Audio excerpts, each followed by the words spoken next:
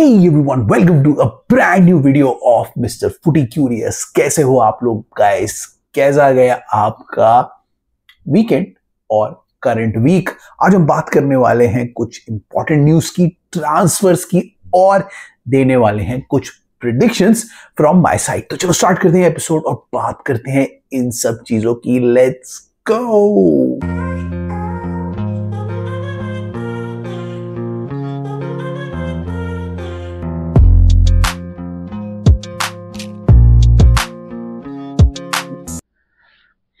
तो गाइस कैसे हो आप लोग?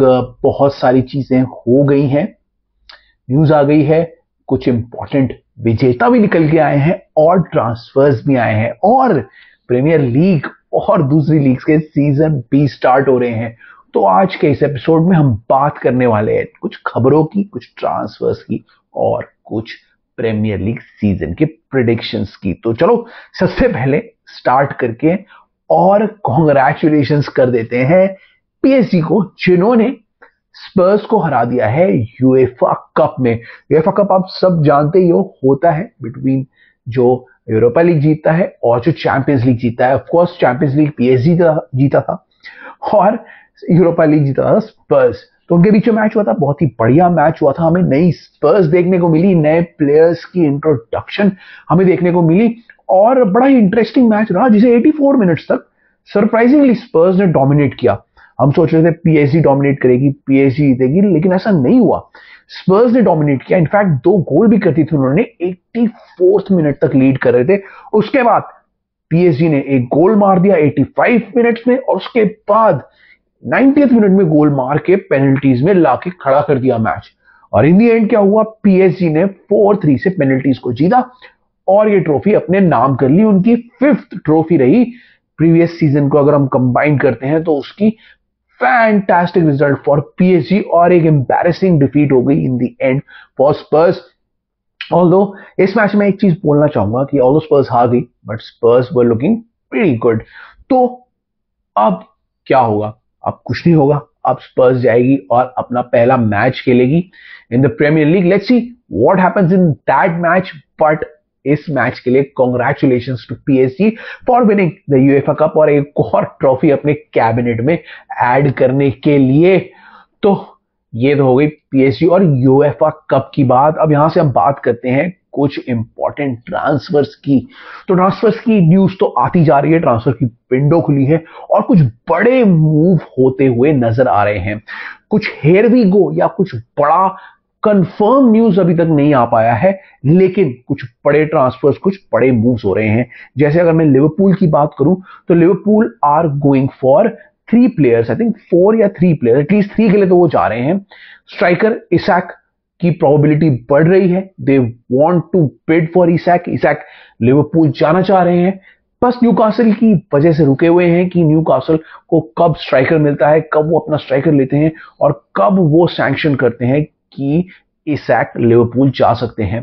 डील ऑलमोस्ट डन है from player side, from Liverpool side. Liverpool will bid big for Isaac.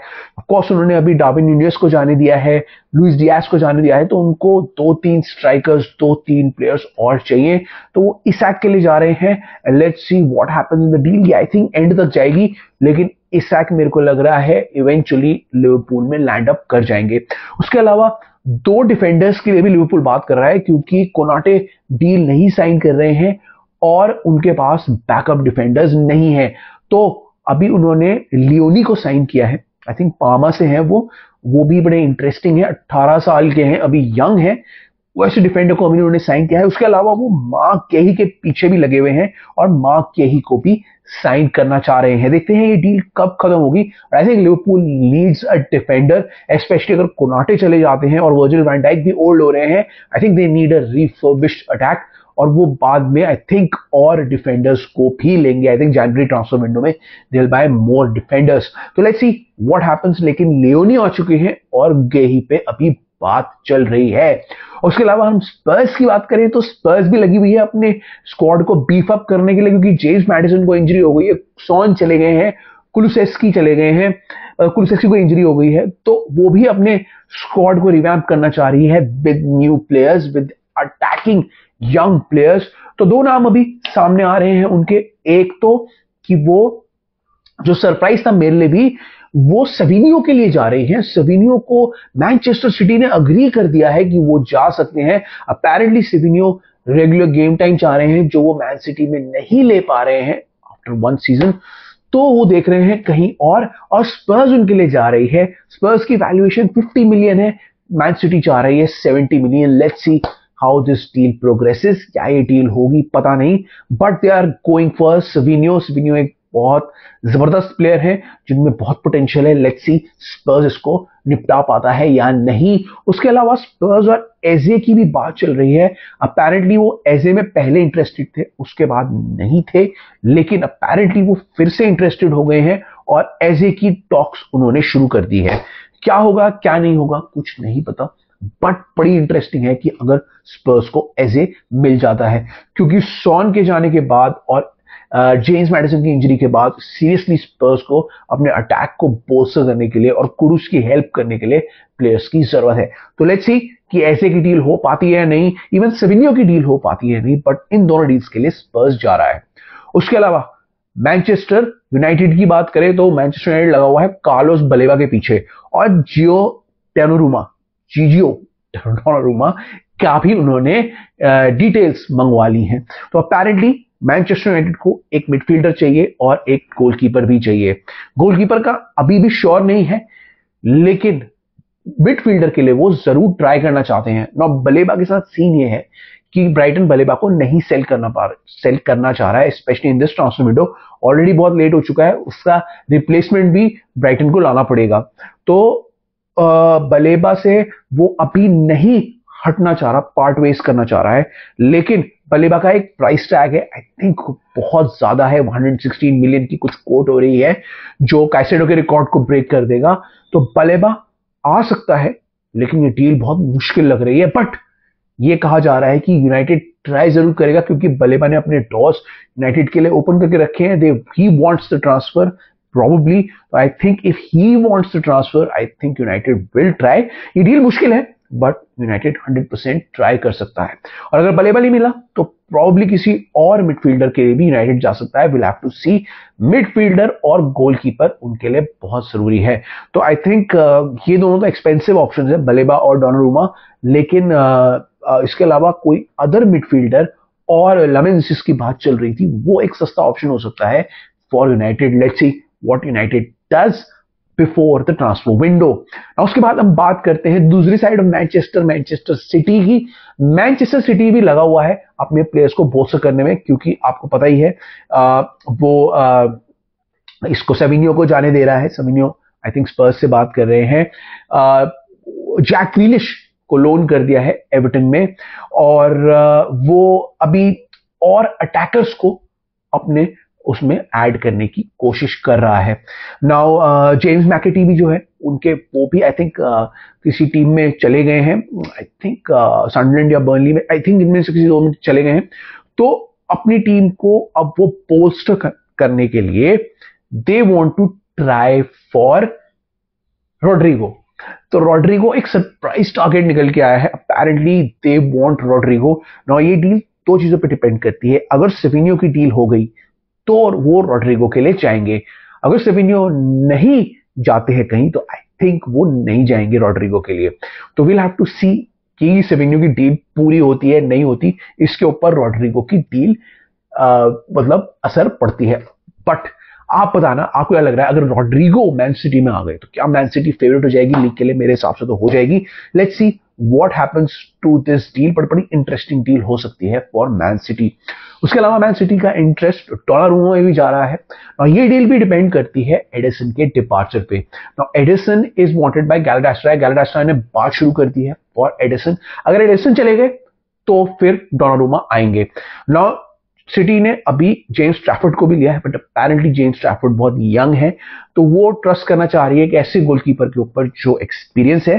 तो डोनारुमा के लिए वो जा सकते हैं। अगर एडिसन चले गए, ओर्टेगा ऑलरेडी जा चुके हैं, तो दो गोलकीपर्स वो रखना चाह रहे हैं, डोनारुमा और James Trafford. James Trafford of course Donnarumma से लर्न कर सकते हैं और आगे वो सिटी की रेंज को संभाल सकते हैं। तो बड़ा इंटरेस्टिंग मूव होगा। दोनों जो ये इनकमिंग्स है वो डिपेंड करेगी आउटगोइंग्स के ऊपर, एडिसन और सबीनियो के। Let's see what happens, but city can add these two players in their squad. ना उसके बाद हम बात करते हैं चेल्सी की। ना चेल्सी क्या कर रही है, Chelsea apparently are going for two players, सबको पता है, गार्नाचो और चावी सिमंस। गार्नाचो और चावी सिमंस का इनकमिंग डिपेंड करता है आउटगोइंग्स पर। आउटगोइंग्स के लिए वो लगी हुई है, बहुत सारे 6-7 प्लेयर अभी भी ऐसे हैं जिनको वो निकालना चाह रही है, जिसमें रेनाटो वेगा है जिनका इंटरेस्ट आ रहा है डॉर्टमुंड से, चुहुमेगा है अगेन डॉर्टमुंड से आ रहा है, डेविड डाटर फोफाना है, एक्सेल डिसासी है, इसका इंटरेस्ट आ रहा है वुल्फ से, और आई थिंक रहीम स्टर्लिंग का इंटरेस्ट आ रहा है फुलम से। जो है बेन चिलवल का अभी तक तो कोई इंटरेस्ट नहीं आया है, वो अभी देखना पड़ेगा, और नुकुंकू का इंटरेस्ट बायर्न की तरफ जा रहा है ना। न्यू कासल भी देख रही है जैक्सन की तरफ। तो बहुत सारे ट्रांसफर्स हैं जो अभी भी हो सकते हैं, और आउटगोइंग्स जैसे ही होनी शुरू होंगी, 3-4 आउटगोइंग्स, वैसे ही ये दोनों प्लेयर्स मुझे लग रहा है अनाउंस हो जाएंगे। शावी सिमोन्स और गार्नाचो की बस यही वेट चल रही है कि आउटगोइंग्स हो जाएं कुछ, फिर ये दोनों इनकमिंग हो जाएंगे। सो लेट्स सी चेल्सी क्या करती है। एक डिफेंडर की भी बात चल रही है, आएगा नहीं आएगा अब तक कुछ पता नहीं है। Chelsea are looking for internal solution, so let's see what happens in terms of defender. तो ये कुछ मेजर क्लब्स की अभी ट्रांसफर डीलिंग्स की बात आई है। आगे की ट्रांसफर डीलिंग्स की मैं बाद में बात करूंगा, अभी मैं बात कर लेता हूं प्रीमियर लीग की, जिसका सीजन स्टार्ट हो रहा है, और मेरे प्रेडिक्शंस की। मैंने अपने प्रेडिक्शन स्क्रीन पे लगा दिए हैं, यहां देख सकते हो, इतने सारे प्रेडिक्शन है। मैं टॉप 4 की बात कर लेता हूं। मेरे हिसाब से Man City, Chelsea, Arsenal, Liverpool रहेंगे top 4।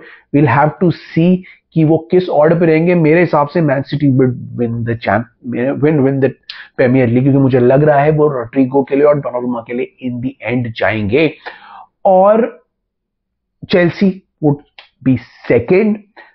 I think Arsenal will finish third and I think Liverpool will finish fourth.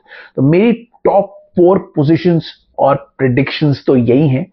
आपकी क्या प्रेडिक्शन है आप बताना। आई थिंक उसके बाद ब्राइटन है, एस्टन विला रहेगी, और आपकी न्यूकासल और मैनचेस्टर यूनाइटेड रहेंगे नेक्स्ट 4 की जो ग्रुप है उसमें। और उसके बाद आई थिंक वो आपकी वेस्ट हैम और आपका जो फुलम है और रेस्ट टीम्स जो हैं वो उसके बाद कैरी फॉरवर्ड करेंगी।